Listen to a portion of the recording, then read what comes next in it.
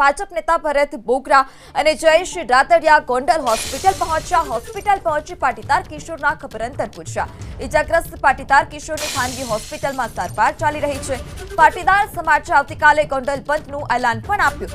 માર મારનારને સજા અને જાહેરમાં સરઘસ કાઢવાની પણ માંગ કરાઈ છે. તો આજે દરમિયાન સકીર પર હુમલો કરવામાં આવ્યો હતો. તે દરમિયાનના સીસીટીવી પણ છે કે સકીર પર હુમલો કરવામાં આવ્યો, તેને હથિયારથી માર મારવામાં આવ્યો હતો અને આ સમગ્ર ઘટનાના ઘેરા પ્રત્યાઘાત પણ પડ્યા છે. હોસ્પિટલ પહોંચી પાટીદાર જે ઇજાગ્રસ્ત યુવક છે તેની મુલાકાત પણ લીધી હતી. ભાજપ નેતા ડોક્ટર ભરત બોગરા અને જયેશ રાદડિયાએ કિશોરના ખબર અંતર પૂછ્યા.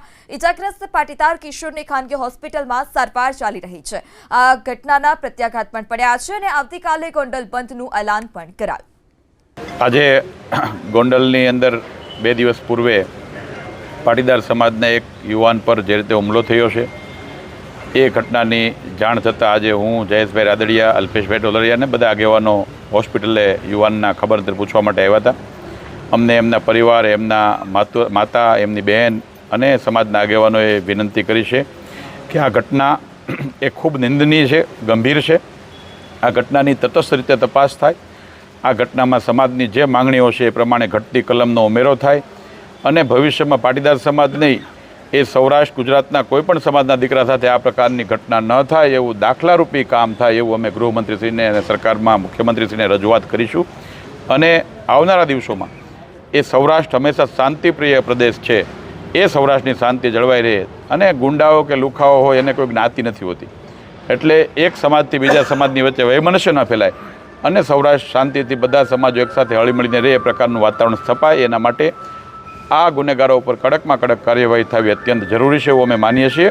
અને પાટીદાર સમાજના દરેક આગેવાનોની જે માગણી છે એની સાથે અમે પણ સહમત છીએ અને અમને વિશ્વાસ છે કે સરકાર એ પ્રકારે એની કડકમાં કડક કાર્યવાહી કરાવશે. ગોંડલની અંદર 2 દિવસ પહેલાં પાટીદાર સમાજના યુવાન ઉપર હુમલો કરવામાં આવ્યો. એક જગ્યા ઉપર લઈ જઈ એ યુવાન ઉપર, એના મમ્મી ઉપર, પપ્પા ઉપર જે રીતે હુમલો કરવામાં આવ્યો, આ ઘટનાને વખોડી કાઢી છે. કારણ કે પાટીદાર સમાજનો યુવાન હોય કે કોઈ પણ સમાજનો એક નાનો એવો યુવાન આ રીતે જાહેરની અંદર બોલાવી અને મારવામાં આવે એ વ્યાજબી નથી. આ ઘટનાને વખોડી કાઢે છે. આજે અમે આગેવાનો સાથે અલ્પેશભાઈ ટોલરિયા, ભરતભાઈ બોગરા, આજે અમે હોસ્પિટલ ખાતે અમે બધા આવ્યા છીએ. યુવાનને મળ્યા છે, એના પરિવારને મળ્યા છે. સમાજના આગેવાનો, સમાજના યુવાન મિત્રો સાથે પણ ઘણી બધી ચર્ચાઓ થઈ છે. અને જે પ્રમાણેની ઘટના ઘટી, જે પ્રમાણેનો બનાવ બન્યો અને એ પ્રમાણે જે કંઈ ફરિયાદ લેવામાં આવી છે એ ફરિયાદની અંદર જે કંઈ હજી કલમો બાકી રહેતી હશે એ પણ કલમ એડ કરવાની અંદર આવે અને ગૃહમંત્રી સાથે પણ વાતચીત કરી અને કાયદેસરની કડક કાર્યવાહી થાય એ દિશામાં અમારી પણ માગણી છે, પાટીદાર સમાજની પણ માગણી છે.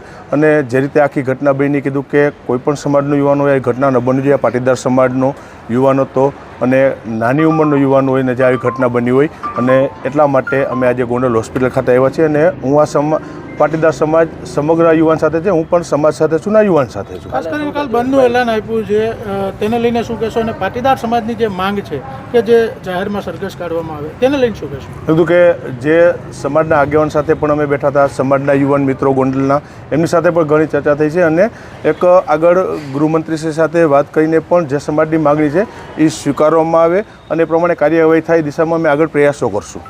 ખાસ કરીને આજે તમે જે પરિવાર સાથે મિટિંગ કરી છે, તો આવતીકાલે શું ગોંડલ બંધ રહેશે? કીધું કે સમાજે બંધનું એલાન આપ્યું છે એટલે એ પ્રમાણે આગળ ચાલુ રહેશે. અને કીધું કે આજે અમે સમાજના આગેવાનો સાથે પણ અમે મળ્યા છીએ. આ જે યુવાનને મારવામાં આવ્યો તો યુવાનને પણ અમે મળ્યા છીએ, એના પરિવારને પણ મળ્યા છીએ. એટલે સ્વાભાવિક રીતે શું ઘટના ઘટી હતી, શું કેવી રીતે બનાવ બન્યો તો આખું જાણ્યું છે ને એ પ્રમાણે કાર્યવાહી થાય એ પ્રમાણે પ્રયાસો કરશું.